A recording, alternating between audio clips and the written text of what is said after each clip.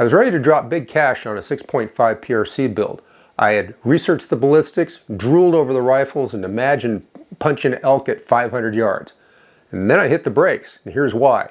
This isn't just about one cartridge. It's about what we value in the field. Ethics, longevity, and smart gear. So buckle up.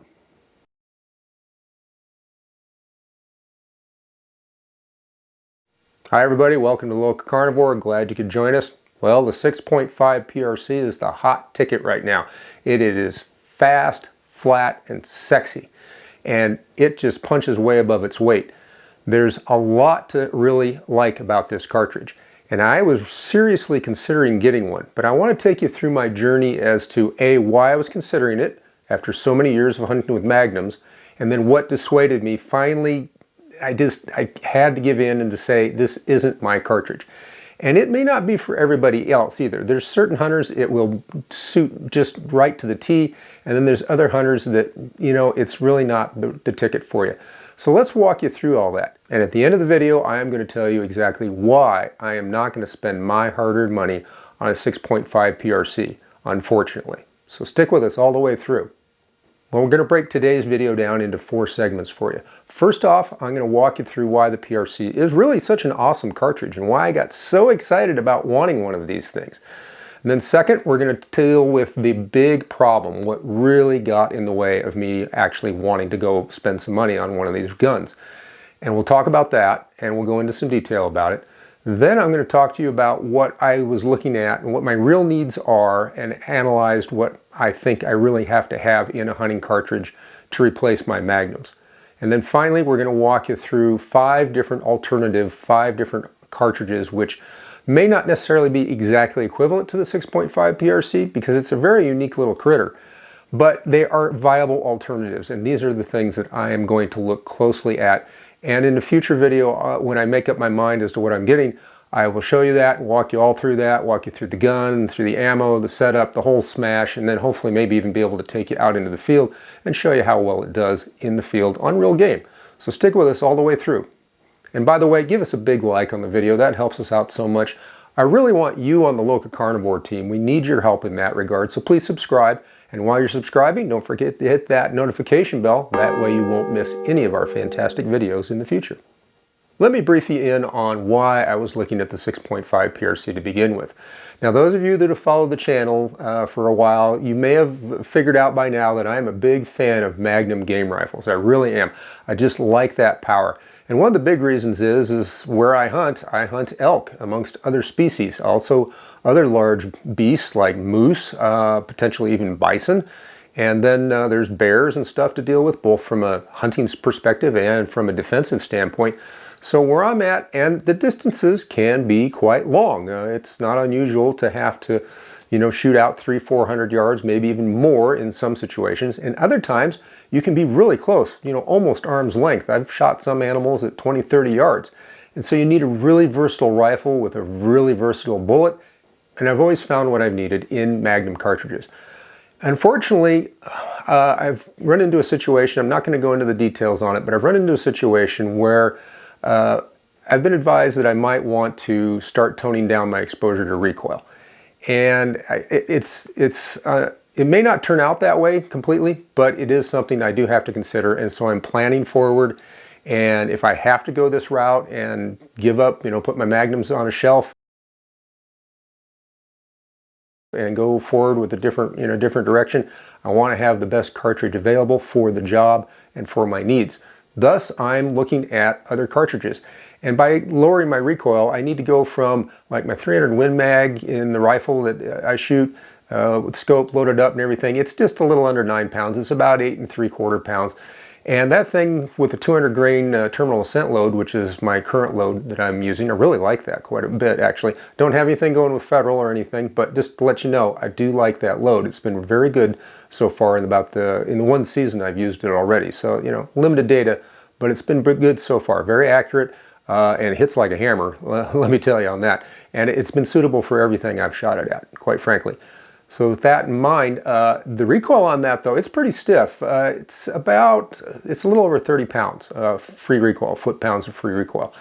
And then my backup gun, if for some reason I have to change guns either for a different type of hunt or something goes wrong with that gun or something, and that's my 375 Holland & Holland. Fantastic gun. But that has even more recoil. With a 300 grain bullet, it's about 35, almost 37 foot-pounds. It will really let you know you shot it. It will announce itself in no uncertain terms. But I need to get less recoil for physical reasons. So I need something that's at least, my upper limit I said is about 20 foot-pounds of free recoil energy. And frankly, I'd like to be lower than that. So as low as I can get, the least amount of recoil, but still get the job done. And as a multi-species hunter, I only want to buy one gun to do this, quite frankly. I usually have a backup gun. You should have 2 hunting rifles, frankly, because you never know what's going to happen during the season. But this thing, this whole project, I only want to do it once. So I'm looking at a number of things. And in looking at stuff, I was looking at the 6.5 PRC. It's a fantastic cartridge. And by the way, we're rolling into segment 1 here, why the 6.5 PRC is so good. It just ticks a lot of boxes. It's just an absolute hammer on medium-sized game. Pronghorn, antelope, deer, I don't care if it's whitetails or mule deer, any size of those, small or large, big or heavy, and out to quite a good distance, farther than I'm comfortable shooting. I mean, it'll anchor those type of animals out to roughly almost 700 yards, frankly. But the recoil is quite mild. If you use like about a 130 or 140 grain bullet in it, you're talking about 17, 18 foot-pounds of energy in a 8.5 rough pound rifle. That's kind of what I was figuring out. That 6.5 PRC really came in nice. It launches 130 grain bullets right at about 3,000 feet per second out of a 24-inch barrel. And that is good for, it produces still 1,500 foot-pounds of energy. And I know energy is not everything in the equation when it comes to dropping game animals, but it tells you a lot of what the potential is for a given size of animal. And my ethical floor on elk is 1,500 foot-pounds at impact. And for deer-sized animals, medium-sized game, 1,200, no less at an absolute minimum, no less than 1,000, but I like about 1,200 just to, rope in mule deer and some of the bigger, heavier deer species like that. And of course, I'd also put that 1,500 foot-pound limit on things like moose, black bear, things of that nature. So that's where I want to be. So the 6.5 PRC with a 130 grain bullet still is making that energy right at about 500 yards. 470, 480 to 500, just depends on what chart you use and, the atmospherics, etc. So let's just say it's a 500 yard elk gun. And that's more than satisfactory. Frankly, I think as long as you can reach out to 400 yards on an elk, you're doing good. These people that are anchoring them at, a mile and a half or 50 miles or whatever they're claiming on YouTube and whatnot, if you can do it, more power to you, but how many wounded elk have you let limp around at the same time with a shot that didn't go well? I like to get in close, so I set my limit at about 400 yards. So that's good for me. So this cartridge really fits really well. And it's just a laser beam for getting out there on the rolling prairie and the buttes and stuff looking for pronghorn. I mean, you could confidently go 300, 400, 500 yards on a pronghorn with this thing, no problem. Shoots super flat, 400 yard on a 200 yard zero. Your 400 yard drop is about the 17-inch range, give or take. So, a foot and a half roughly is what I ballpark it at. And so that's very good, certainly equivalent to the 300 Win Mag that I was using. Now the 300 Win Mag, I mean, that 200 grain terminal ascent, it's an elk killer to almost 900 yards for Pete's sakes, and beyond 1,000 for anything smaller than an elk. Way farther, more than I need for shooting the ranges I typically shoot. But I like that extra power because sometimes you don't get the perfect broadside presentation shot or the animal moves at the last minute. And I also want something that I can blast through a shoulder of an elk if he's quartering to me, or right down through his chest cavity on a frontal shot at 50 yards without having to worry about, do I have enough power for the penetration, or a quartering away shot? Can I get it through that gut just behind those ribs and get it all the way into the vitals? That's my logic. That's why I like magnums. And it makes up for the things that can just go wrong that are beyond your control in the hunting field. So I realize that as I go to a lesser power cartridge, it's going to mean that I'm going to have to be more precise in my shot placement, more selective in the shots I take, and also I'm going to have to be very conscious of the ranges I'm shooting at. I'm always conscious about it anyways. But We want something that's going to do all those things. So it has to be able to hit elk, it has to be able to reach out on pronghorn and deer, across a draw or something like that, but still do the job up close. And it has to be reasonable medicine for black bear if I should choose to use it for that. And the 6.5 PRC ticks all those boxes. And like I said, the recoil is quite mild, fits in a short action rifle so I can keep the weight down. There's just a lot of pluses on that cartridge. And on top of all that, being a 6.5 millimeter bullet, the aerodynamics on it are just stellar, and the wind drift is really mild. I mean, in a 10 mile an hour, direct crosswind, I think you're below 10 inches, maybe even below 9 inches of drift, depending on the BC of the bullet, et cetera, et cetera. And the time to target is very fast, so it really gets out there very quickly, and so there's not a lot of time for the wind to work on it. So it's just a stellar cartridge, at least on paper. Mathematically, it looks fantastic. And even a 130 grain bullet, everybody goes, well, that's pretty light. And even I think that's pretty light for elk. I mean, I was always no less than 180 grain. I prefer 200 grain in a 30 caliber. And I liked at least a 260 to a 300 grain in 375 H&H. Always been a big, heavy bullet with high sectional density fan. I really have, especially on these larger animals. Well, the sectional density on a 130 grain 6.5 millimeter bullet is about like 2.6 or 0.266 thereabouts, which is really good. You figure anything above 0.250 is suitable for larger animals, and anything between about 0.220 to 0.250 is good on medium game. For instance, a 150 grain 308, the sectional density on that is like about 0.230, something like that, and that's always been very effective, considered ideal on deer-sized animals. That people have been using that forever. So it definitely will do the job. It's a little light, maybe a little less penetrative than you might want on something like an elk, but if you choose your shot wisely, et cetera, it can still do the job. The main thing is that lighter bullet, which in the 6.5 PRC, which gives you less recoil, still has enough sectional density to get good penetration on something like an elk. And if you go to a 140 grain on a 6.5 bullet, that's like about 2.287 thereabouts, which is excellent. And to give you a reference point, a 300 grain 375 H&H, which is considered one of the kings for penetration, is 0.305. And that 200 grain, that 308 or 300 Win Mag bullet I'm throwing out, just for argument's sake, that's 0.301 if I'm not mistaken. So it's just, these bullets will penetrate. And the 6.5s, that's always been the beauty of them. They're very efficient. They don't expand as much as like a 30 cal will. You don't get as much frontal area, but they do reach in and get in there and do the job. And that's what you want on elk. And I like it on deer too. I like a complete pass through in case I have to track the thing. Usually I don't have to, but I want that good sized exit wound, so I've got a good blood trail, et cetera, et cetera. So you can see where I'm coming from and why that 6.5 PRC is so enticing. It just sings a siren song to me and fills my heart with joy. So I really wanted one of these. But let's delve into why I decided I can't have one. Now, before I launch into all that, I want to take a quick minute out of the video. Sorry about this, but I need to ask you folks to share this video. It's very important. Here's why. YouTube, over the last few months, they altered their algorithm again, and they're making it really difficult on gun and hunting content creators such as myself and everybody else out there in the industry. We're really struggling right now, and it's been a real catch-up game and get the viewership and get the video performance that we had been getting. And the key to it is you sharing the video. So please share this video, share the videos of all the gun and hunting creators out there that you watch, because if you don't, you do run the risk of not having any more gun and hunting content on YouTube, or at least a severely reduced amount. So do your job and share the bloody video. Thank you. Alrighty then, there I was looking at the 6.5 PRC thinking, this has solved all my problems. Low recoil, flat trajectory, hits hard enough to do an elk at a reasonable range, or at least where I'm willing to shoot. Still good enough for all the other critters I hunt. What's not to like here? And then I started doing some more due diligence. I did a little more research on it, and I found out something that got my undivided attention. And that's barrel wear. And the smaller that aperture, i.e. the case neck, that hot gas is going out of, the more concentrated it is. And then depending on that powder column behind it, how long that burn time is, the longer the duration of that super hot gas jet into the throat of the barrel.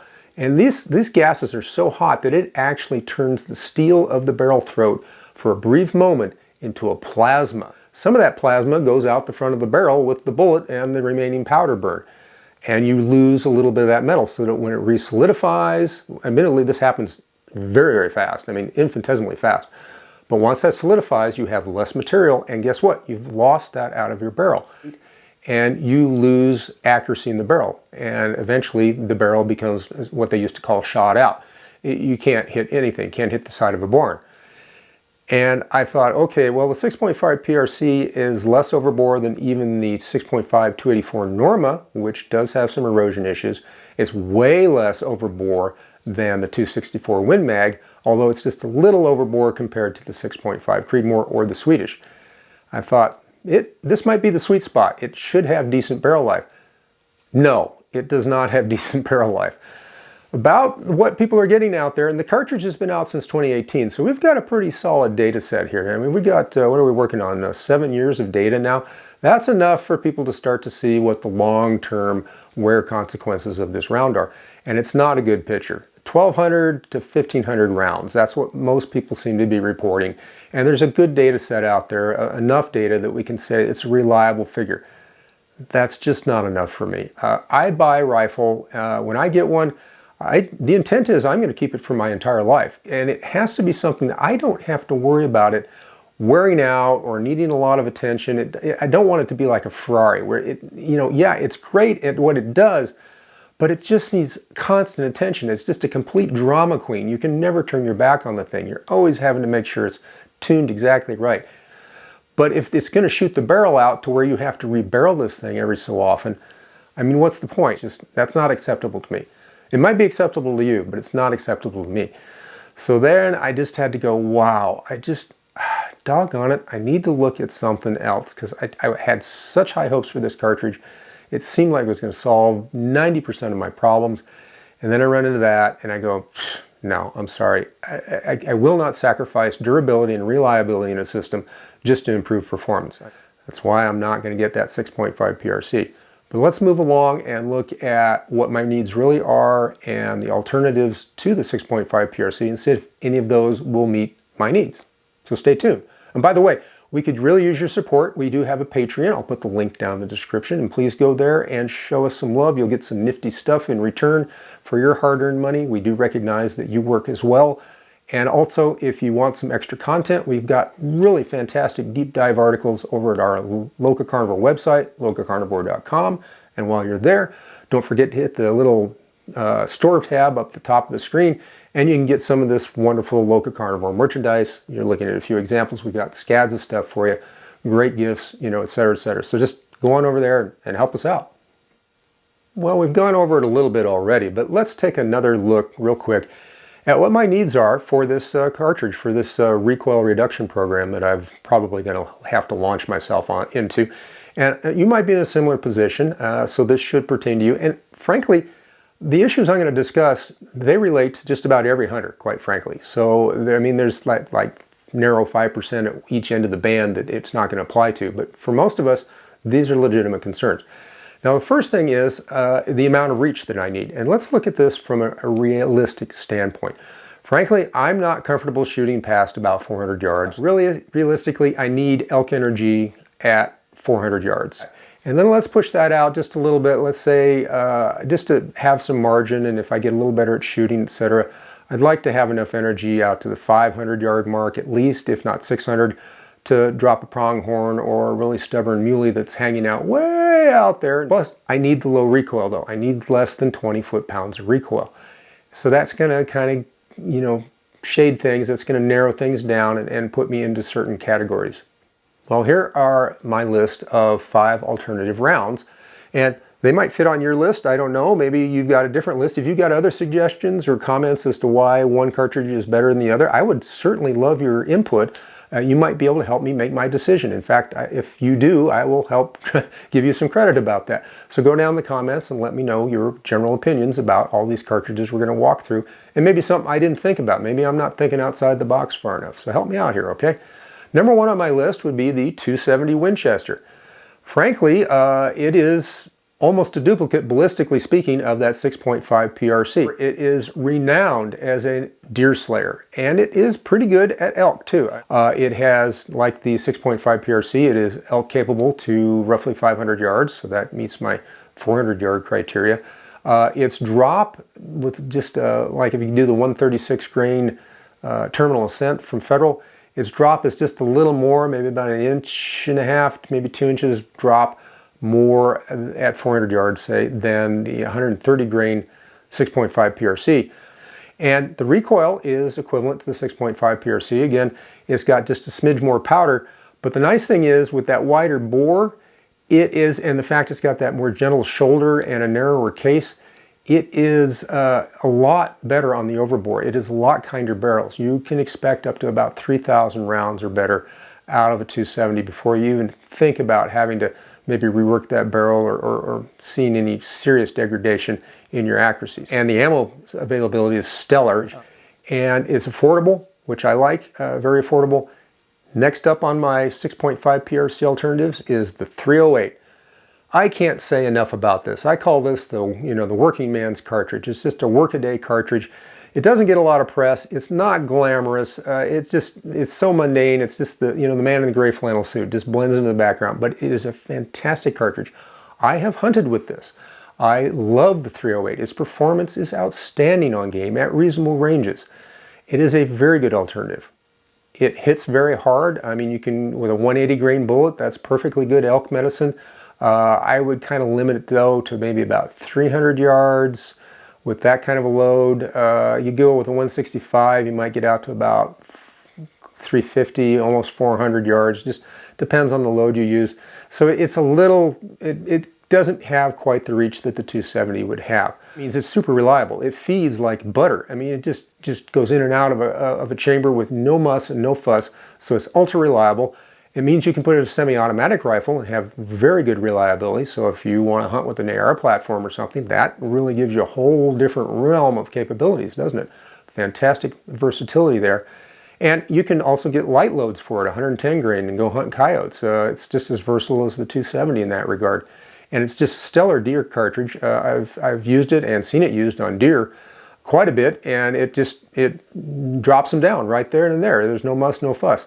The recoil is reasonable. It's still in that same category, so depending on bullet weight and everything, you're in that 17 to maybe 19 at the upper end recoil, depending on rifle weight, etc. So it's very good in that, and its biggest selling feature is it will not eat your barrel for lunch. 5,000 to 10,000 round life on a barrel, especially with a hunting rifle, is very common. Plus the ammo is everywhere. And there's more 308 loads available than probably any other cartridge on the market. And it hits really hard. Frankly, it has a heavier punch at close range than either the 270 or the 6.5. So 308, I'm really leaning hard. Tell me why I don't want the 308. I dare you. Third on my list, and this isn't order of priority necessarily, but third would be the 6.5 Creedmoor. Yeah, I throw a lot of shade on the 6.5 Creedmoor. In fact, you can go, I'll put a link in the description. You can go down and check that video I did a little while ago of 10 reasons, as if you needed any more, to hate the 6.5 Creedmoor.